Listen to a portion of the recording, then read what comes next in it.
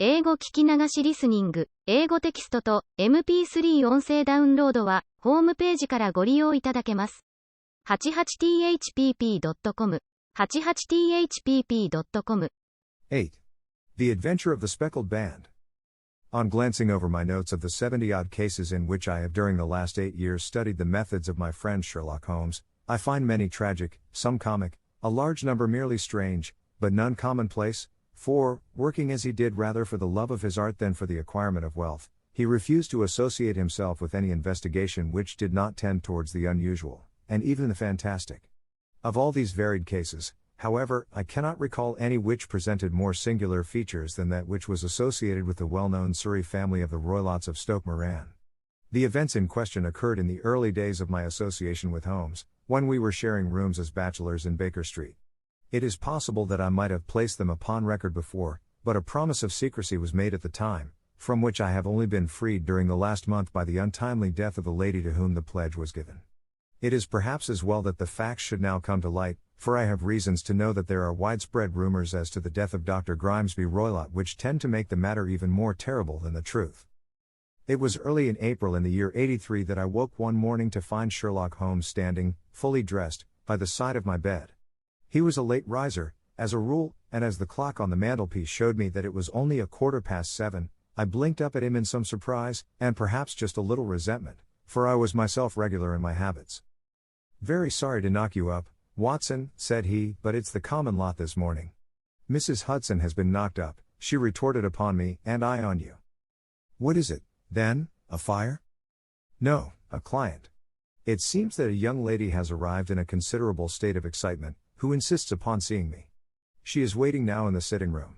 Now, when young ladies wander about the metropolis at this hour of the morning, and knock sleepy people up out of their beds, I presume that it is something very pressing which they have to communicate. Should it prove to be an interesting case, you would, I am sure, wish to follow it from the outset. I thought, at any rate, that I should call you and give you the chance. My dear fellow, I would not miss it for anything." I had no keener pleasure than in following Holmes in his professional investigations, and in admiring the rapid deductions, as swift as intuitions, and yet always founded on a logical basis with which he unraveled the problems which were submitted to him. I rapidly threw on my clothes and was ready in a few minutes to accompany my friend down to the sitting room. A lady dressed in black and heavily veiled, who had been sitting in the window, rose as we entered. "Good morning, madam," said Holmes cheerily. "My name is Sherlock Holmes. This is my intimate friend and associate, Dr. Watson, before whom you can speak as freely as before myself. Ha! I am glad to see that Mrs. Hudson has had the good sense to light the fire. Pray draw up to it, and I shall order you a cup of hot coffee, for I observe that you are shivering." "It is not cold which makes me shiver," said the woman in a low voice, changing her seat as requested. "What, then?" "It is fear, Mr. Holmes. It is terror." She raised her veil as she spoke, and we could see that she was indeed in a pitiable state of agitation, her face all drawn and grey, with restless frightened eyes, like those of some hunted animal. Her features and figure were those of a woman of 30, but her hair was shot with premature grey, and her expression was weary and haggard. Sherlock Holmes ran her over with one of his quick, all-comprehensive glances. "You must not fear," said he soothingly, bending forward and patting her forearm. "We shall soon set matters right, I have no doubt. You have come in by train this morning, I see. You know me, then?" "No, but I observed the second half of a return ticket in the palm of your left glove. You must have started early, and yet you had a good drive in a dog-cart, along heavy roads, before you reached the station." The lady gave a violent start and stared in bewilderment at my companion. "There is no mystery, my dear madam," said he, smiling. "The left arm of your jacket is spattered with mud in no less than 7 places. The marks are perfectly fresh. There is no vehicle save a dog-cart which throws up mud in that way, and then only when you sit on the left-hand side of the driver. Whatever your reasons may be, you are perfectly correct," said she. "I started from home before 6, reached Leatherhead at 20 past, and came in by the first train to Waterloo. Sir, I can stand this strain no longer, I shall go mad if it continues. I have no one to turn to, none, save only one, who cares for me, and he, poor fellow, can be of little aid. I have heard of you, Mr. Holmes. I have heard of you from Mrs. Farintosh, whom you helped in the hour of her sore need. It was from her that I had your address. Oh, sir, do you not think that you could help me, too, and at least throw a little light through the dense darkness which surrounds me? At present it is out of my power to reward you for your services, but in a month or 6 weeks I shall be married, with the control of my own income, and then at least you shall not find me ungrateful. Holmes turned to his desk and, unlocking it, drew out a small casebook, which he consulted. "Farintosh," said he. "Ah yes, I recall the case, it was concerned with an opal tiara. I think it was before your time, Watson. I can only say, madam, that I shall be happy to devote the same care to your case as I did to that of your friend. As to reward, my profession is its own reward, but you are at liberty to defray whatever expenses I may be put to, at the time which suits you best. And now I beg that you will lay before us everything that may help us in forming an opinion upon the matter." "Alas," replied our visitor, "the very horror of my situation lies in the fact that my fears are so vague, and my suspicions depend so entirely upon small points, which might seem trivial to another, that even he to whom of all others I have a right to look for help and advice looks upon all that I tell him about it as the fancies of a nervous woman. He does not say so, but I can read it from his soothing answers and averted eyes. But I have heard, Mr. Holmes, that you can see deeply into the manifold wickedness of the human heart.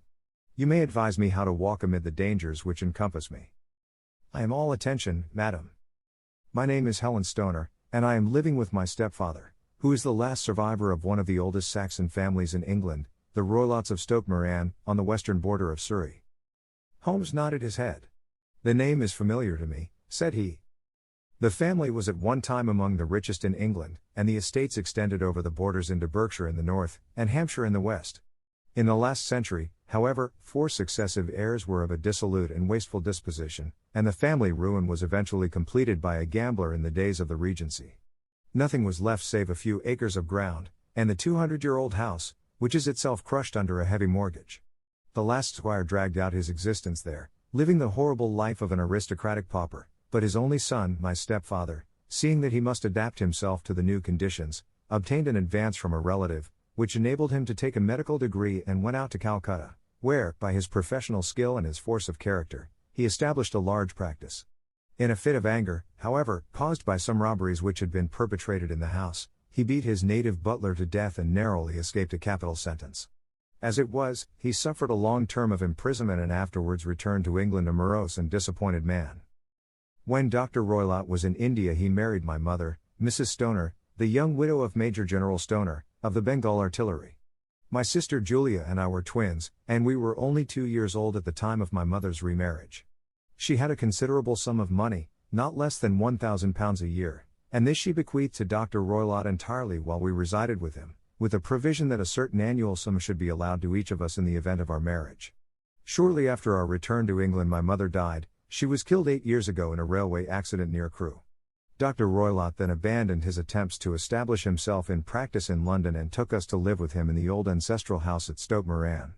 The money which my mother had left was enough for all our wants, and there seemed to be no obstacle to our happiness. But a terrible change came over our stepfather about this time. Instead of making friends and exchanging visits with our neighbors, who had at first been overjoyed to see a Roylott of Stoke Moran back in the old family seat, he shut himself up in his house and seldom came out save to indulge in ferocious quarrels with whoever might cross his path. Violence of temper approaching to mania has been hereditary in the men of the family, and in my stepfather's case it had, I believe, been intensified by his long residence in the tropics. A series of disgraceful brawls took place, 2 of which ended in the police court, until at last he became the terror of the village, and the folks would fly at his approach, for he is a man of immense strength, and absolutely uncontrollable in his anger. Last week he hurled the local blacksmith over a parapet into a stream, and it was only by paying over all the money which I could gather together that I was able to avert another public exposure.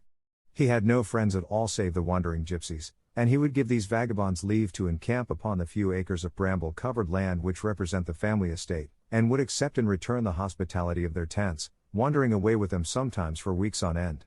He has a passion also for Indian animals, which are sent over to him by a correspondent, and he has at this moment a cheetah and a baboon, which wander freely over his grounds and are feared by the villagers almost as much as their master. You can imagine from what I say that my poor sister Julia and I had no great pleasure in our lives. No servant would stay with us, and for a long time we did all the work of the house. She was but 30 at the time of her death, and yet her hair had already begun to whiten, even as mine has. Your sister is dead, then? She died just 2 years ago, and it is of her death that I wish to speak to you.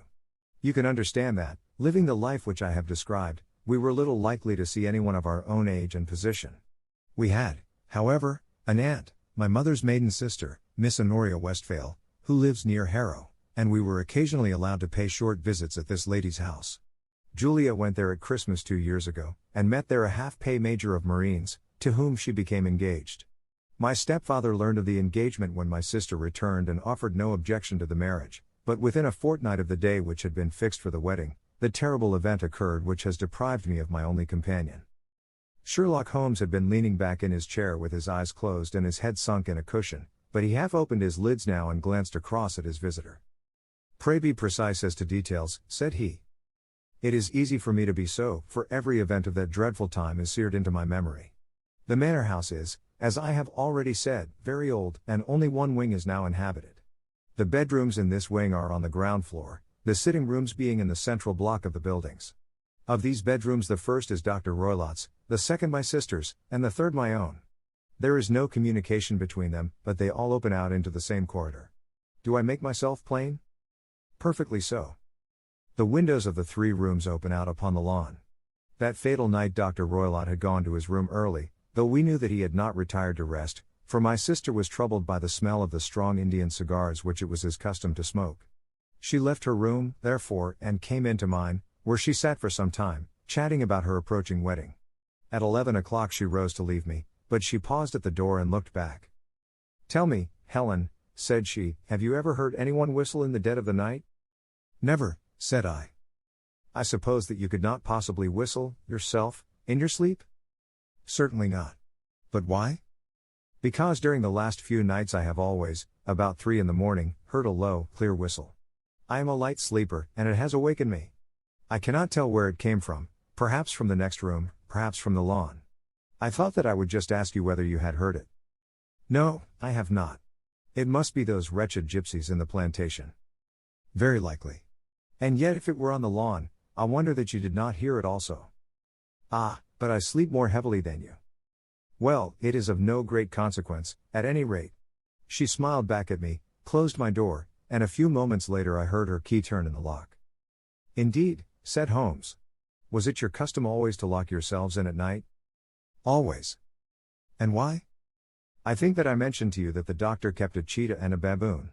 We had no feeling of security unless our doors were locked." "Quite so. Pray proceed with your statement." "I could not sleep that night. A vague feeling of impending misfortune impressed me. My sister and I, you will recollect, were twins, and you know how subtle are the links which bind 2 souls which are so closely allied. It was a wild night. The wind was howling outside, and the rain was beating and splashing against the windows. Suddenly, amid all the hubbub of the gale, there burst forth the wild scream of a terrified woman. I knew that it was my sister's voice. I sprang from my bed, wrapped a shawl round me, and rushed into the corridor. As I opened my door I seemed to hear a low whistle, such as my sister described, and a few moments later a clanging sound, as if a mass of metal had fallen. As I ran down the passage, my sister's door was unlocked, and revolved slowly upon its hinges. I stared at it horror-stricken, not knowing what was about to issue from it. By the light of the corridor lamp I saw my sister appear at the opening, her face blanched with terror, her hands groping for help, her whole figure swaying to and fro like that of a drunkard. I ran to her and threw my arms round her, but at that moment her knees seemed to give way and she fell to the ground. She writhed as one who is in terrible pain, and her limbs were dreadfully convulsed. At first I thought that she had not recognized me, but as I bent over her she suddenly shrieked out in a voice which I shall never forget, "Oh, my God! Helen!" It was the band. The speckled band. There was something else which she would fain have said, and she stabbed with her finger into the air in the direction of the doctor's room, but a fresh convulsion seized her and choked her words. I rushed out, calling loudly for my stepfather, and I met him hastening from his room in his dressing gown. When he reached my sister's side she was unconscious, and though he poured brandy down her throat and sent for medical aid from the village, all efforts were in vain, for she slowly sank and died without having recovered her consciousness. Such was the dreadful end of my beloved sister. "One moment," said Holmes, "are you sure about this whistle and metallic sound? Could you swear to it?"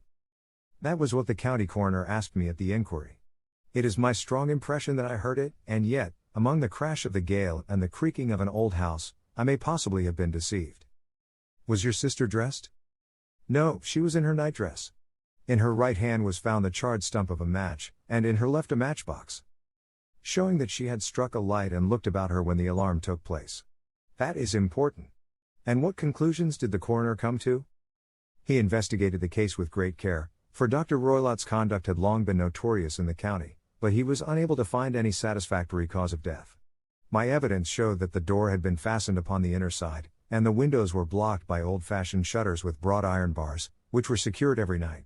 The walls were carefully sounded, and were shown to be quite solid all round, and the flooring was also thoroughly examined, with the same result. The chimney is wide, but is barred up by 4 large staples. It is certain, therefore, that my sister was quite alone when she met her end. Besides, there were no marks of any violence upon her. How about poison? The doctors examined her for it, but without success. What do you think that this unfortunate lady died of, then? It is my belief that she died of pure fear and nervous shock, though what it was that frightened her I cannot imagine. Were there gypsies in the plantation at the time? Yes, there are nearly always some there. Ah, and what did you gather from this allusion to a band, a speckled band? Sometimes I have thought that it was merely the wild talk of delirium, sometimes that it may have referred to some band of people, perhaps to these very gypsies in the plantation. I do not know whether the spotted handkerchiefs which so many of them wear over their heads might have suggested the strange adjective which she used. Holmes shook his head like a man who is far from being satisfied. These are very deep waters, said he, pray go on with your narrative. 2 years have passed since then, and my life has been until lately lonelier than ever. A month ago, however, a dear friend, whom I have known for many years, has done me the honor to ask my hand in marriage. His name is Armitage, Percy Armitage, the second son of Mr. Armitage, of Crane Water, near Reading. My stepfather has offered no opposition to the match, and we are to be married in the course of the spring. 2 days ago some repairs were started in the west wing of the building, and my bedroom wall has been pierced, so that I have had to move into the chamber in which my sister died, and to sleep in the very bed in which she slept. Imagine, then, my thrill of terror when last night, as I lay awake, thinking over her terrible fate, I suddenly heard in the silence of the night the low whistle which had been the herald of her own death. I sprang up and lit the lamp, but nothing was to be seen in the room. I was too shaken to go to bed again, however, so I dressed, and as soon as it was daylight I slipped down, got a dog cart at the Crown Inn, which is opposite, and drove to Leatherhead, from whence I have come on this morning with the one object of seeing you and asking your advice. You have done wisely, said my friend. But have you told me all? Yes, all. Miss Roylott, you have not. You are screening your stepfather. Why, what do you mean? For answer Holmes pushed back the frill of black lace which fringed the hand that lay upon our visitor's knee. 5 little livid spots, the marks of 4 fingers and a thumb, were printed upon the white wrist. You have been cruelly used, said Holmes. The lady colored deeply and covered over her injured wrist. He is a hard man, she said, and perhaps he hardly knows his own strength. There was a long silence, during which Holmes leaned his chin upon his hands and stared into the crackling fire. This is a very deep business, he said at last.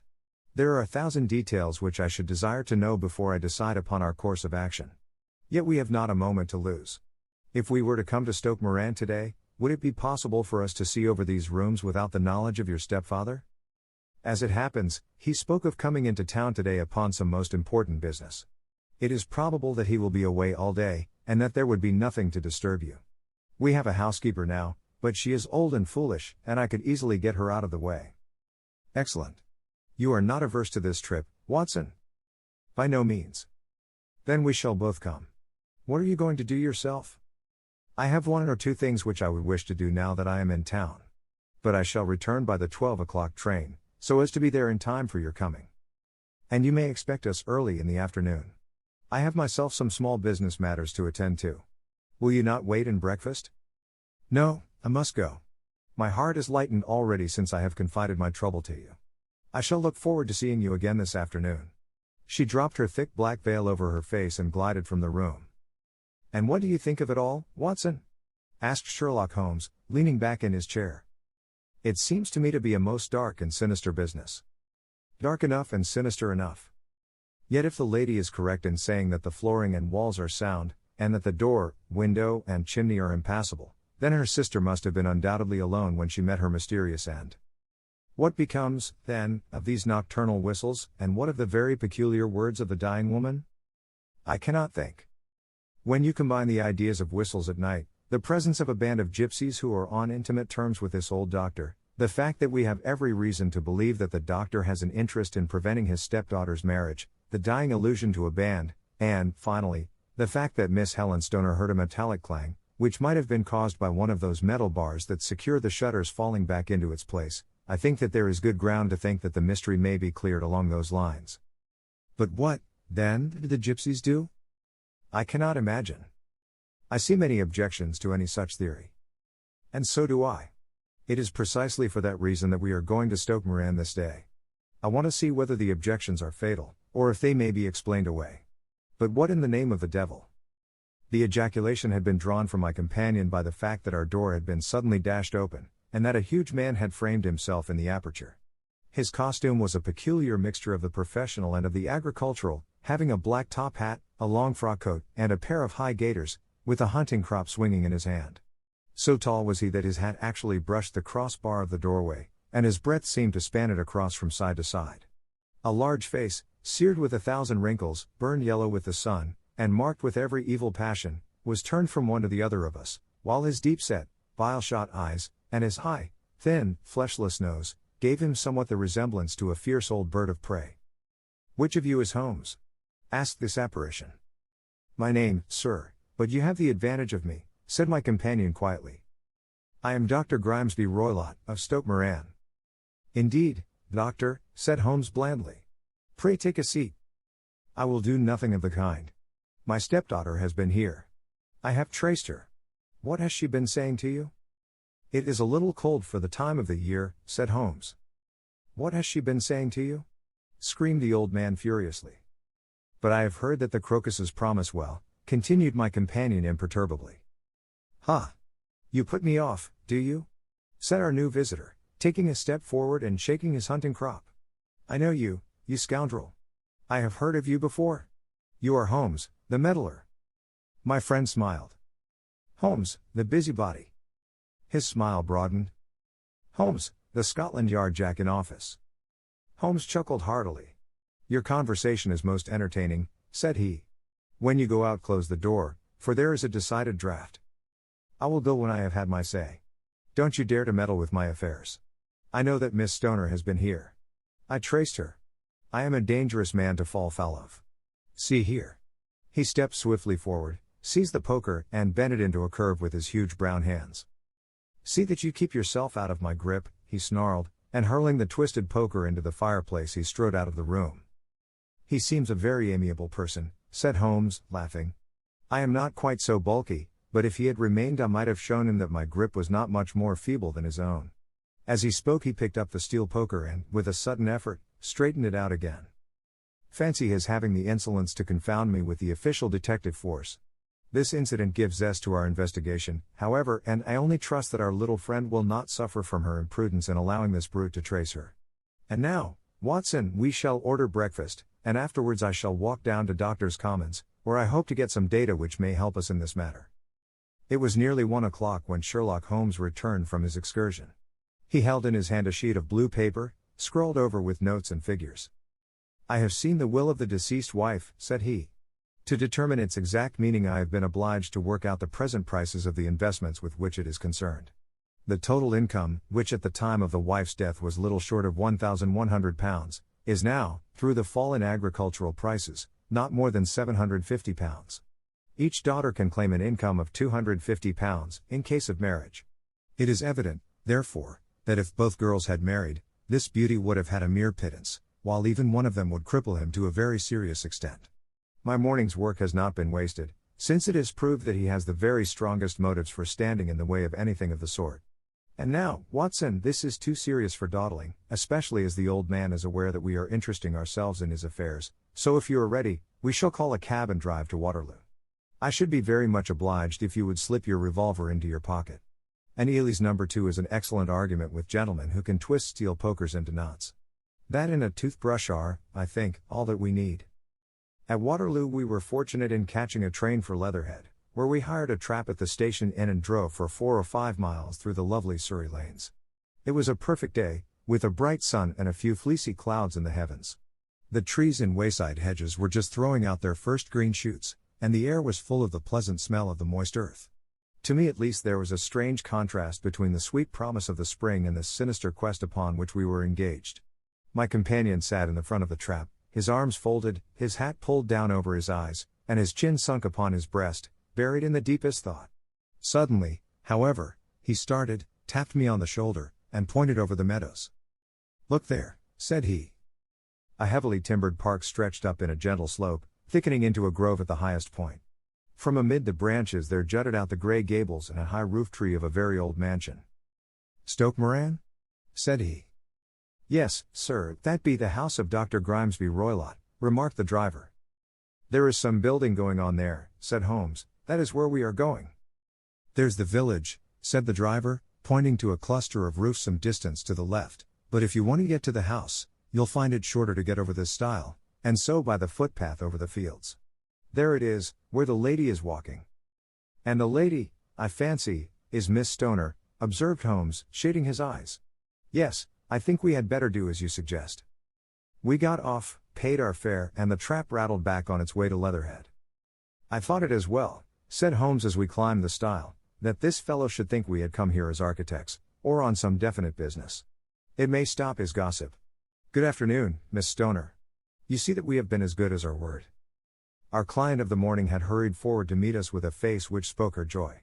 "I have been waiting so eagerly for you," she cried, shaking hands with us warmly. "All has turned out splendidly. Dr. Roylott has gone to town, and it is unlikely that he will be back before evening." "We have had the pleasure of making the doctor's acquaintance," said Holmes, and in a few words he sketched out what had occurred. Miss Stoner turned white to the lips as she listened. "Good heavens," she cried, "he has followed me, then. So it appears. He is so cunning that I never know when I am safe from him. What will he say when he returns? He must guard himself, for he may find that there is someone more cunning than himself upon his track. You must lock yourself up from him tonight. If he is violent, we shall take you away to your aunt's at Harrow. Now, we must make the best use of our time, so kindly take us at once to the rooms which we are to examine." The building was of grey, lichened blotched stone, with a high central portion and two curving wings, like the claws of a crab, thrown out on each side. In one of these wings the windows were broken and blocked with wooden boards, while the roof was partly caved in, a picture of ruin. The central portion was in little better repair, but the right-hand block was comparatively modern, and the blinds in the windows, with the blue smoke curling up from the chimneys, showed that this was where the family resided. Some scaffolding had been erected against the end wall, and the stonework had been broken into, but there were no signs of any workmen at the moment of our visit. Holmes walked slowly up and down the ill-trimmed lawn and examined with deep attention the outsides of the windows. "This, I take it, belongs to the room in which you used to sleep, the center one to your sister's, and the one next to the main building to Dr. Roylott's chamber?" "Exactly so. But I am now sleeping in the middle one. Pending the alterations, as I understand. By the way, there does not seem to be any very pressing need for repairs at that end wall." There were none. I believe that it was an excuse to move me from my room. "Ah. That is suggestive. Now, on the other side of this narrow wing runs the corridor from which these three rooms open. There are windows in it, of course?" "Yes, but very small ones. Too narrow for anyone to pass through. As you both locked your doors at night, your rooms were unapproachable from that side. Now, would you have the kindness to go into your room and bar your shutters?" Miss Stoner did so, and Holmes, after a careful examination through the open window, endeavored in every way to force the shutter open, but without success. There was no slit through which a knife could be passed to raise the bar. Then with his lens he tested the hinges, but they were of solid iron, built firmly into the massive masonry. Said he, scratching his chin in some perplexity, "my theory certainly presents some difficulties. No one could pass these shutters if they were bolted. Well, we shall see if the inside throws any light upon the matter." A small side door led into the whitewashed corridor from which the three bedrooms opened. Holmes refused to examine the third chamber, so we passed at once to the second, that in which Miss Stoner was now sleeping, and in which her sister had met with her fate. It was a homely little room, with a low ceiling and a gaping fireplace, after the fashion of old country houses. A brown chest of drawers stood in one corner, a narrow white counterpaned bed in another, and a dressing table on the left-hand side of the window. These articles, with two small wickerwork chairs, made up all the furniture in the room save for a square of Wilton carpet in the center. The boards round and the paneling of the walls were of brown, worm-eaten oak, so old and discolored that it may have dated from the original building of the house. Holmes drew one of the chairs into a corner and sat silent, while his eyes traveled round and up and down, taking in every detail of the apartment. "Where does that bell communicate with?" he asked at last, pointing to a thick bell rope which hung down beside the bed, that tassel actually lying upon the pillow. "It goes to the housekeeper's room." "It looks newer than the other things?" "Yes, it was only put there a couple of years ago." "Your sister asked for it, I suppose?" "No, I never heard of her using it. We used always to get what we wanted for ourselves." "Indeed, it seemed unnecessary to put so nice a bell pull there. You will excuse me for a few minutes while I satisfy myself as to this floor." He threw himself down upon his face with his lens in his hand and crawled swiftly backward and forward, examining minutely the cracks between the boards. Then he did the same with the woodwork with which the chamber was paneled. Finally he walked over to the bed and spent some time in staring at it and in running his eye up and down the wall. Finally he took the bell rope in his hand and gave it a brisk tug. "Why, it's a dummy," said he. "Won't it ring?" "No, it is not even attached to a wire. This is very interesting. You can see now that it is fastened to a hook just above where the little opening for the ventilator is." "How very absurd. I never noticed that before." "Very strange," muttered Holmes, pulling at the rope. "There are one or two very singular points about this room. For example, what a fool a builder must be to open a ventilator into another room, when, with the same trouble, he might have communicated with the outside air." "That is also quite modern," said the lady. "Done about the same time as the bell rope?" remarked Holmes. "Yes, there were several little changes carried out about that time. They seem to have been of a most interesting character, dummy bell ropes, and ventilators which do not ventilate. With your permission, Miss Stoner, we shall now carry our researches into the inner apartment." Dr. Grimesby Roylott's chamber was larger than that of his stepdaughter, but was as plainly furnished. A camp bed, a small wooden shelf full of books, mostly of a technical character, an armchair beside the bed, a plain wooden chair against the wall, a round table, and a large iron safe were the principal things which met the eye. Holmes walked slowly round and examined each and all of them with the keenest interest. "What's in here?" he asked, tapping the safe. "My stepfather's business papers." "Oh. You have seen inside, then?" "Only once, some years ago. I remember that it was full of papers." "There isn't a cat in it, for example?" "No." "What a strange idea. Well, look at this." He took up a small saucer of milk which stood on the top of it. "No, we don't keep a cat. But there is a cheetah and a baboon." "Ah, yes, of course. Well, a cheetah is just a big cat, and yet a saucer of milk does not go very far in satisfying its wants, I dare say. There is one point which I should wish to determine." He squatted down in front of the wooden chair and examined the seat of it with the greatest attention. "Thank you. That is quite settled," said he, rising and putting his lens in his pocket. "Hello. Here is something interesting." The object which had caught his eye was a small dog lash hung on one corner of the bed. The lash, however, was curled upon itself and tied so as to make a loop of whipcord. "What do you make of that, Watson?" "It's a common enough lash. But I don't know why it should be tied." "That is not quite so common, is it? Ah, me. It's a wicked world, and when a clever man turns his brains to crime it is the worst of all. I think that I have seen enough now, Miss Stoner, and with your permission we shall walk out upon the lawn." I had never seen my friend's face so grim or his brow so dark as it was when we turned from the scene of this investigation. We had walked several times up and down the lawn, neither Miss Stoner nor myself liking to break in upon his thoughts before he roused himself from his reverie. "It is very essential, Miss Stoner," said he, "that you should absolutely follow my advice in every respect." "I shall most certainly do so. The matter is too serious for any hesitation. Your life may depend upon your compliance. I assure you that I am in your hands. In the first place, both my friend and I must spend the night in your room."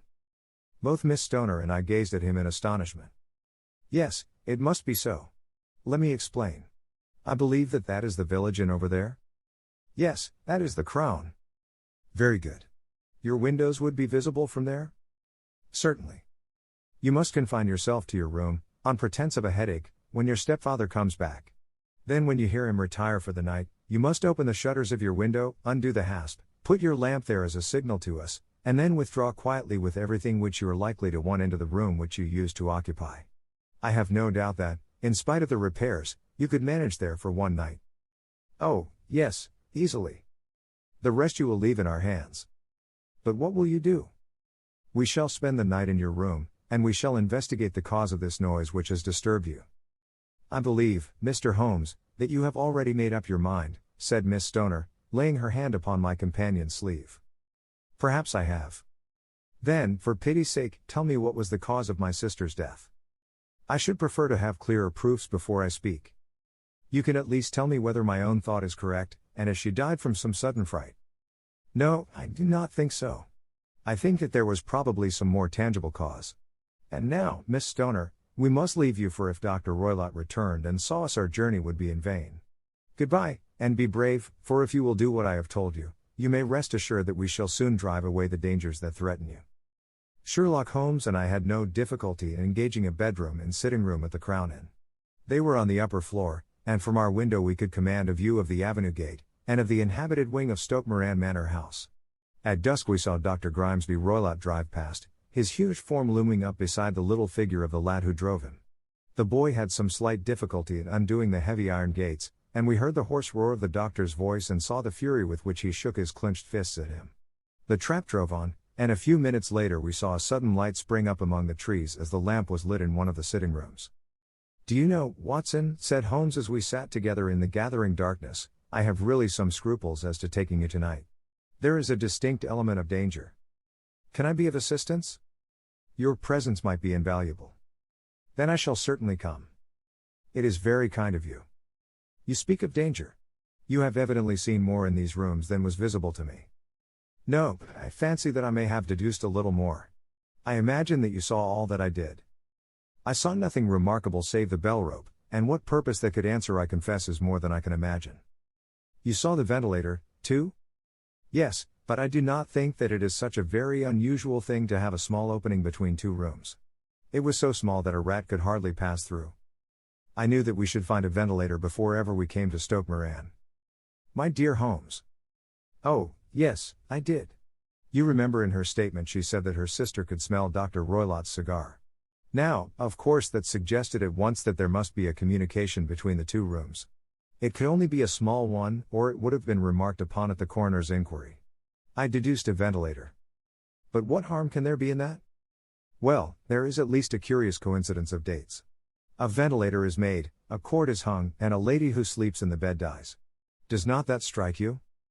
I cannot as yet see any connection. Did you observe anything very peculiar about that bed? No. It was clamped to the floor.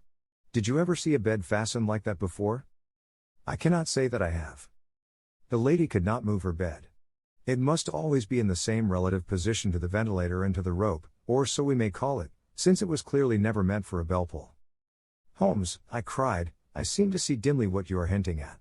We are only just in time to prevent some subtle and horrible crime. Subtle enough and horrible enough. When a doctor does go wrong he is the first of criminals. He has nerve and he has knowledge. Palmer and Pritchard were among the heads of their profession. This man strikes even deeper, but I think, Watson, that we shall be able to strike deeper still. But we shall have horrors enough before the night is over. For goodness sake let us have a quiet pipe and turn our minds for a few hours to something more cheerful. About 9 o'clock the light among the trees was extinguished, and all was dark in the direction of the manor house. 2 hours passed slowly away, and then, suddenly, just at the stroke of 11, a single bright light shone out right in front of us. That is our signal, said Holmes, springing to his feet. It comes from the middle window. As we passed out he exchanged a few words with the landlord, explaining that we were going on a late visit to an acquaintance, and that it was possible that we might spend the night there. A moment later we were out on the dark road, a chill wind blowing in our faces, and one yellow light twinkling in front of us through the gloom to guide us on our somber errand. There was little difficulty in entering the grounds, for unrepaired breaches gaped in the old park wall. Making our way among the trees, we reached the lawn, crossed it, and were about to enter through the window when out from a clump of laurel bushes there darted what seemed to be a hideous and distorted child, who threw itself upon the grass with writhing limbs and then ran swiftly across the lawn into the darkness. My God! I whispered, did you see it? Holmes was for the moment as startled as I. His hand closed like a vice upon my wrist in his agitation. Then he broke into a low laugh and put his lips to my ear. It is a nice household, he murmured. That is the baboon. I had forgotten the strange pets which the doctor affected. There was a cheetah, too, perhaps we might find it upon our shoulders at any moment. I confess that I felt easier in my mind when, after following Holmes' example and slipping off my shoes, I found myself inside the bedroom. My companion noiselessly closed the shutters, moved the lamp onto the table, and cast his eyes round the room. All was as we had seen it in the daytime. Then creeping up to me and making a trumpet of his hand, he whispered into my ear again so gently that it was all that I could do to distinguish the words. The least sound would be fatal to our plans. I nodded to show that I had heard. We must sit without light. He would see it through the ventilator. I nodded again. Do not go asleep, your very life may depend upon it. Have your pistol ready in case we should need it. I will sit on the side of the bed, and you in that chair. I took out my revolver and laid it on the corner of the table. Holmes had brought up a long thin cane, and this he placed upon the bed beside him. By it he laid the box of matches and the stump of a candle. Then he turned down the lamp, and we were left in darkness. How shall I ever forget that dreadful vigil? I could not hear a sound, not even the drawing of a breath, and yet I knew that my companion sat open-eyed, within a few feet of me, in the same state of nervous tension in which I was myself. The shutters cut off the least ray of light, and we waited in absolute darkness. From outside came the occasional cry of a night bird, and once at our very window a long-drawn cat-like whine, which told us that the cheetah was indeed at liberty. Far away we could hear the deep tones of the parish clock, which boomed out every quarter of an hour.